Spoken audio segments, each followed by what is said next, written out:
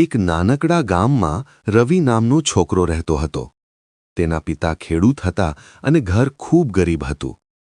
પણ રવિની માતા હંમેશા કહેતી, બેટા, મહેનત કર, ભણ, તું એક દિવસ મોટો માણસ બનશે.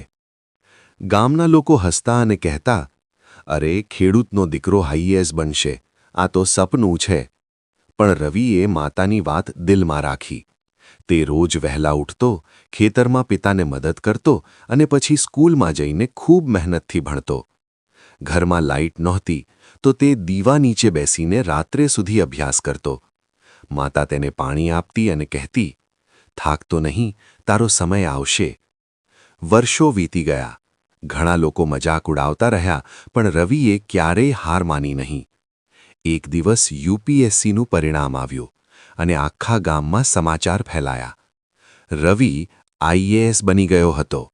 ગામના બધા લોકો આશ્ચર્યમાં પડી ગયા. જે લોકો હસતા હતા એ જ લોકો આજે તાળી પાડી રહ્યા હતા.